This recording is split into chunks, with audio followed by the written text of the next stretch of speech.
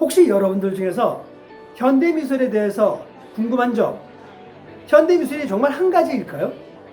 이런 점이 혹시나 궁금했다면 잠시 후에 대원쌤이 쉽게 풀어드리도록 하겠습니다.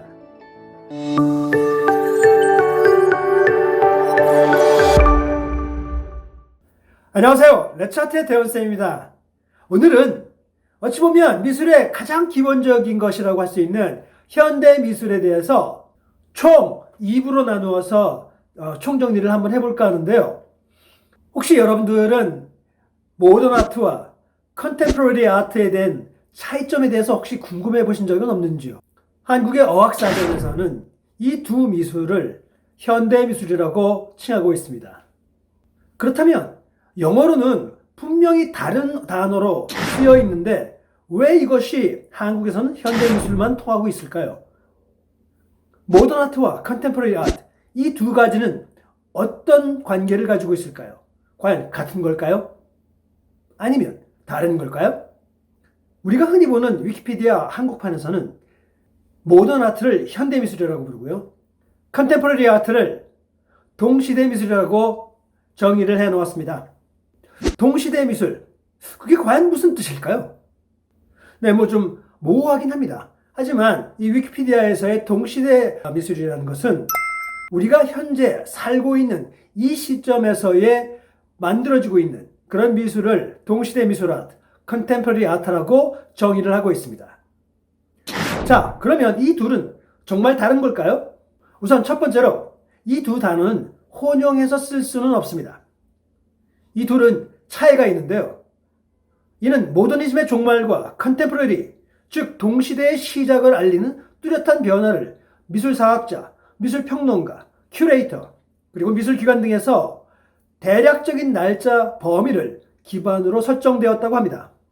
모던 아트, 즉 현대미술은 근대미술이 끝나는 시점인 1870년대쯤에 시작이 되어서 1970년대 초까지 그려진 미술 작품들을 흔히 말하는데요. 대부분 우리가 알고 있는 미술들이 이 현대미술에 속하죠. 칸딘스키, 피카소, 달리, 몬드리안, 폴락, 이런 화가들이 대표적입니다.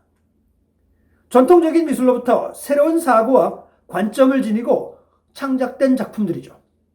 하지만 컨템포러리 아트는 다시 한번 미술의 관점과 개념을 획기적으로 바꾸고 기술과 방식의 차이를 더 넓혀가게 됩니다. 개념 미술, 미니멀리스트, 포스트 모던 등 더 넓은 영역으로 확장되죠. 시간의 틀을 넘어서 두 미술 사이에는 개념적, 미학적 차이가 있습니다. 현대미술은 그 이전의 고전 미술을 기반으로 하거나 미술 아카데미의 가르침에 의존하지 않고 독자적인 방식으로 시작되었기 때문에 현대작이라고 불렀습니다. 클레멘트 그린버그와 같은 많은 미술사학자들은 에드와르드 마네를 인용하여 예를 듭니다. 마네는 첫 현대미술 화가라고 인정받는데요. 그것은 단지 그가 현대사회의 모습을 그리는 것만으로 칭해진 게 아니고요. 그가 기존의 아카데미 방식으로 전해진 원근법과 같은 그런 기교로 실제 세상을 모방하는 방법을 다 깨버렸다는 데서 그렇게 인정받는 것입니다. 마네는 그렇게 모방하는 방식 대신에 그냥 평평한 캔버스에 그가 보이는 대로 평평하게 붓으로 그렸습니다. 그리고 그의 붓의 터치들이 때로는 그냥 자연스럽게 남게 그렸죠. 즉, 진짜같이 보이려는 어떤 그런 기교를 거부했던 것입니다. 이것은 당시에 관객들과 비평가들에게는 엄청난 충격을 줬지만 그의 동료들과 다음 몇 세대의 예술가들에게는 오히려 큰 영감을 주었습니다. 이렇게 마네가 기존의 모방 위주의 미술을 거부하고 시작한 현대 미술은 인상파, 입체파, 초현실주의, 추상표현주의 등 수많은 운동을 포괄하고 있습니다.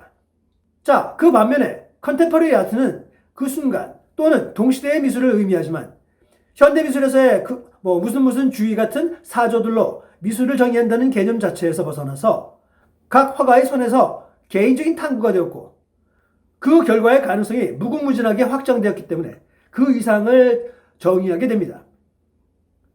그러므로 날짜와 같은 범위를 제한하는 것은 무척이나 어려운 일이죠. 자, 이렇듯 아리송했던 모던 아트와 컨템포러리 아트는 단순히 시기만이 아니라 창작의 확장성에 대해 큰 변화를 주면서 차별화되는 것 같습니다.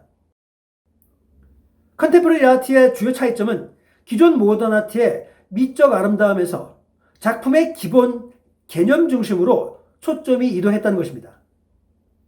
개념주의 미술이나 행위미술 같은 것들이 아주 좋은 예죠.